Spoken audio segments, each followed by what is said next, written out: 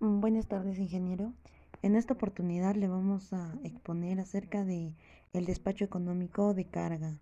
En este caso, nosotros nos ha tocado el despacho económico de carga en sistemas hidroeléctricos.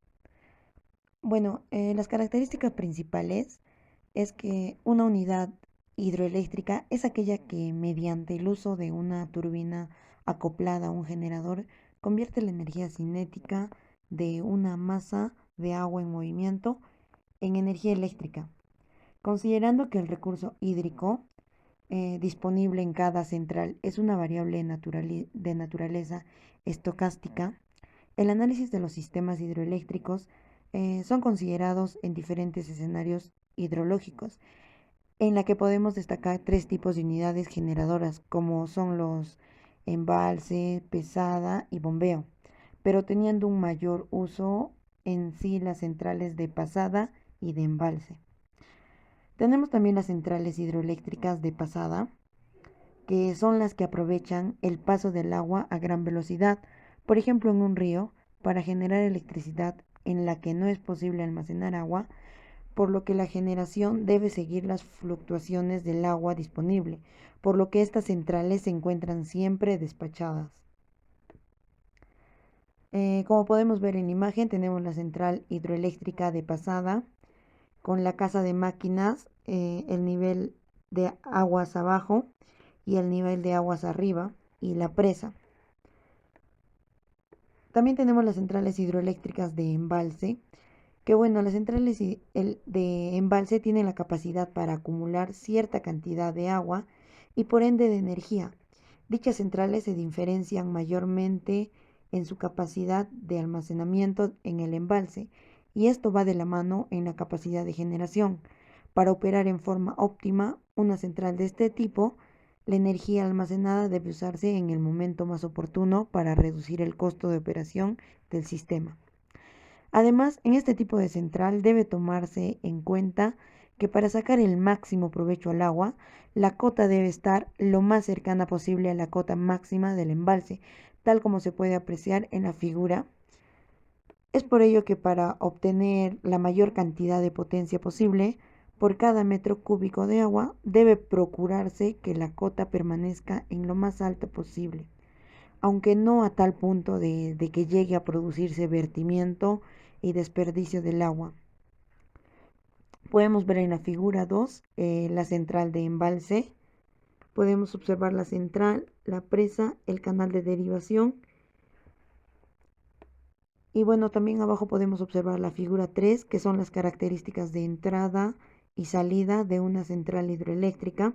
Tenemos el porcentaje de caudal máximo, el porcentaje de la cota máxima,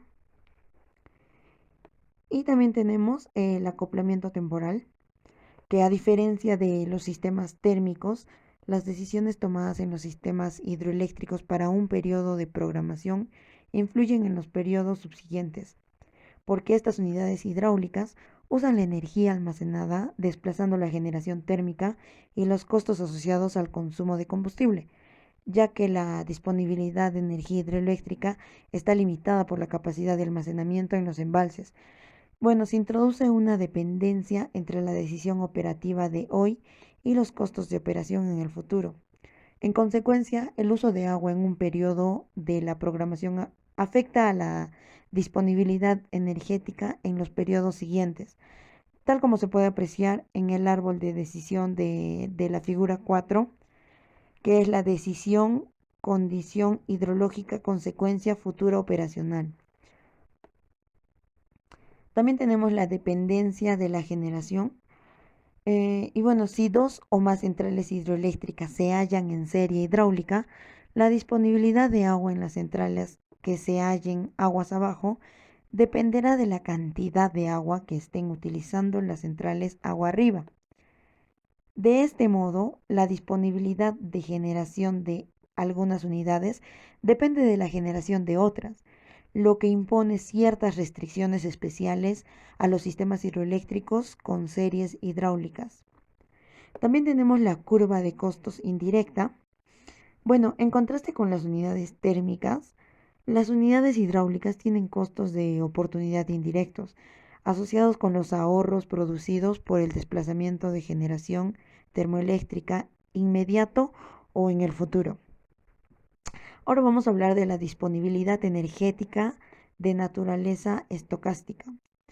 Bueno, las condiciones hidrológicas futuras son de naturaleza estocástica y la disponibilidad energética en los sistemas hidrotérmicos también lo es. Esto se debe a la variabilidad del flujo de entrada del agua, el cual varía estacionalmente, regionalmente y de año a año, ¿no? Por esta razón se debe realizar una adecuada predicción y programación para evitar situaciones de escasez energética, ya sea racionamiento o sobrepasar la capacidad de los embalses, que es el vertimiento. Tal como podemos apreciar en la figura número 5, que podemos ver el esquema de un ciclo combinado de una central térmica. Bueno, ahora vamos a hablar de los costos de operación en unidades hidroeléctricas de embalse. Se tiende a pensar que el costo de agua que llega a los embalses es cero. Sin embargo, el agua tiene asociado un costo de oportunidad que resulta del desplazamiento de centrales termoeléctricas, el cual genera ahorros en el sistema en su conjunto, por lo que en un periodo de demanda alta se utilizará el agua de que se estaría desplazando el consumo de los combustibles de mayor precio, no resultando así cuando la demanda es baja, ¿no? Bueno, sabemos que la entrada de agua varía estacionalmente. Se considera el uso o el almacenamiento del recurso previendo los costos futuros e inmediatos de operación. Como podemos ver en la figura 6, ilustra la relación entre el costo inmediato y el costo futuro que están asociados al agua en sistemas hidrotérmicos contra el agua almacenada al final de un periodo de la programación.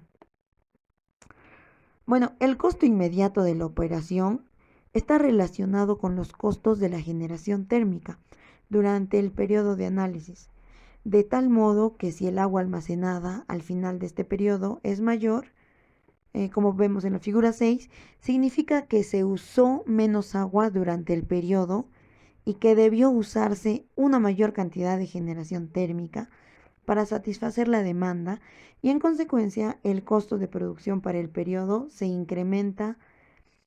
Bueno, inversamente resulta si el agua almacenada al final del periodo es menor. Esto implicaría que durante el periodo se usó menos generación térmica y el costo inmediato es menor. Ahora veremos el costo futuro de operación.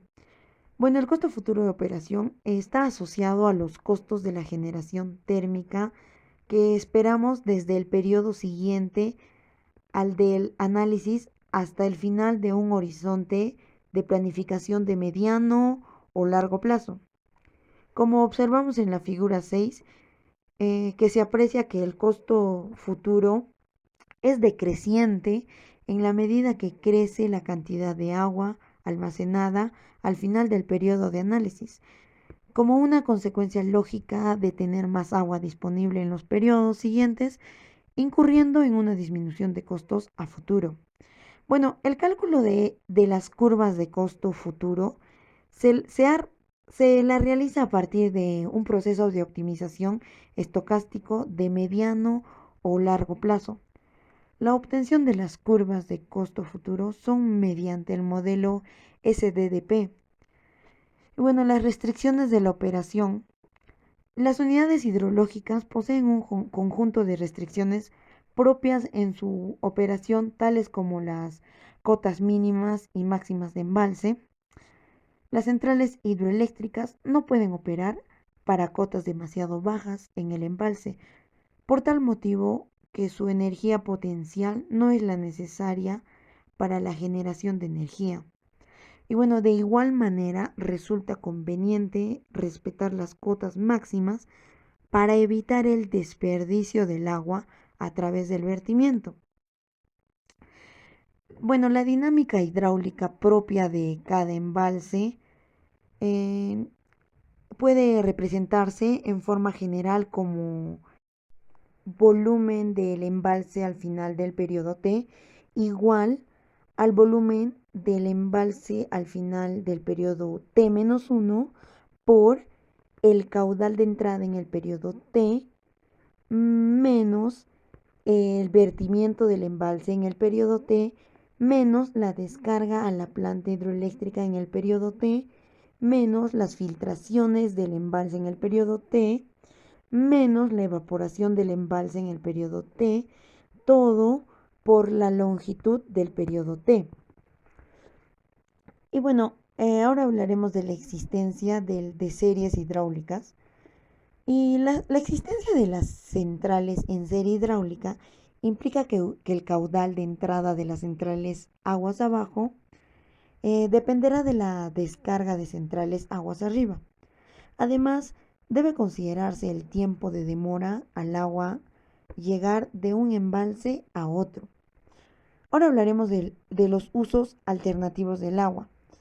Bueno, además de las ya mencionadas, pueden existir restricciones tales como caudales mínimos para riego aguas abajo o cotas mínimas en embalses usados, por ejemplo con fines turísticos. Bueno, eso sería todo. Muchas gracias.